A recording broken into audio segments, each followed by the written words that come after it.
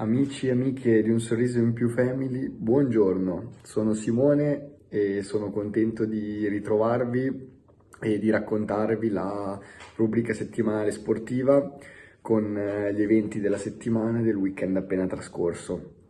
Ci siamo fermati per un paio di settimane perché c'è stata la pausa nazionali dove l'Italia è riuscita a collezionare ben 3 vittorie su 3 per la qualificazione ai prossimi mondiali del 2022. Cominciamo subito con le competizioni europee. Si è tornata a giocare la Champions League con i quarti di finale che hanno visto affrontarsi Real Madrid-Liverpool, vedendo vincere il Real Madrid per 3-1. Manchester City-Borussia Dortmund, che ha visto vincere il Manchester City per 2-1. Bayern Monaco-PSG, partita spettacolare tra le due squadre probabilmente più in forma a livello europeo, che ha visto vincere il Paris Saint-Germain grazie a un super Mbappé per 3-2. Ed infine Porto-Chelsea, che ha visto vincere il Chelsea per 2-0. Mentre per quanto riguarda le italiane rimaste in competizioni europee, è rimasta unicamente la Roma, che sta giocando i quarti di finale di Europa League e che ha vinto all'andata per 2-1 contro l'Ajax, partita molto difficile in cui ha sofferto molto, però grazie a qualche episodio fortunato è riuscita a portare a casa la vittoria e riuscirà a giocare il ritorno con una maggior tranquillità. Per quanto riguarda invece altri avvenimenti successi durante la settimana, abbiamo avuto un importante recupero di campionato, ovvero Juventus-Napoli e inoltre anche Inter-Sassuolo. L'Inter, come al solito, è riuscita ad imporsi sul Sassuolo e continua sempre più ad allontanarsi in vetta alla classifica. La Juventus, anche lei, ha portato a casa un ottimo risultato contro un buon Napoli, vincendo per 2-1 grazie alle reti del solito Cristiano Ronaldo e del rientrato dall'infortunio Paulo Dybala, che è mancato molto quest'anno e la sua assenza ha pesato molto per la Juventus, che cercherà in questo fine campionato di portare a casa più punti possibili per riuscire a conquistare sicuramente la Champions League ed anche il secondo posto. Mentre questo weekend si è giocata la Serie A, dove tutte le squadre in lotta per la Champions League, ovvero Milan, Atalanta, Juventus, Napoli, sono riuscite a vincere.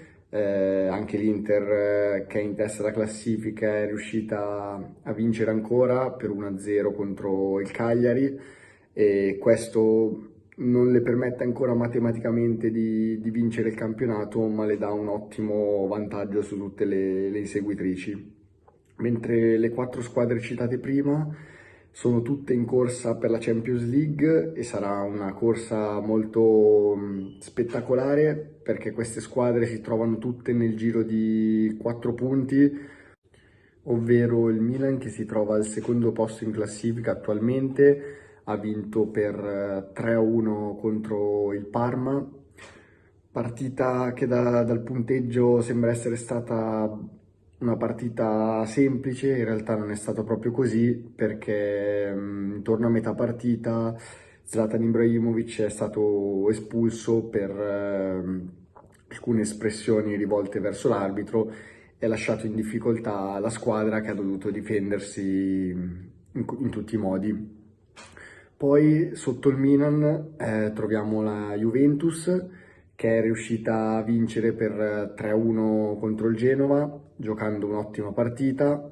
Adesso la squadra di Pirlo sembra aver trovato una miglior quadratura e sembra poter ottenere tanti punti in questo fine campionato.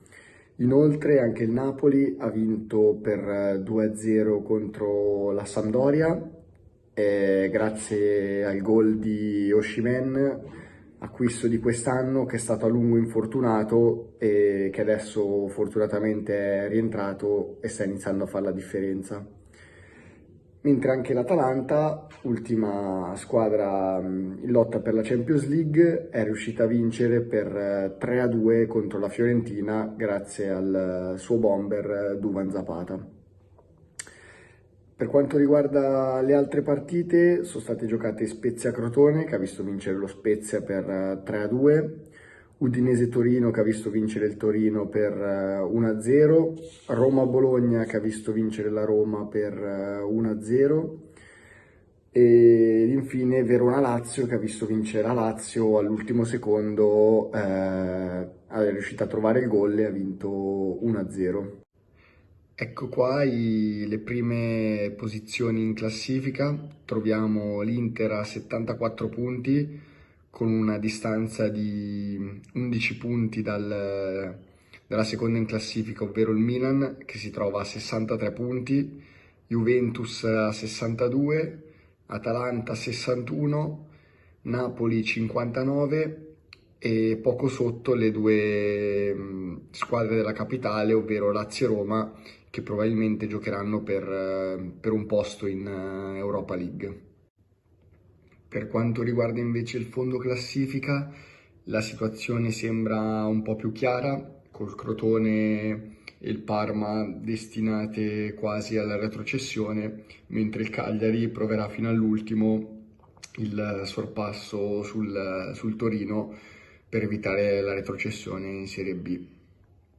Con questo è tutto, vi saluto e ci vediamo alla prossima puntata della rubrica settimanale sportiva con la prosecuzione delle competizioni europee e le ultime partite di campionato della Serie A.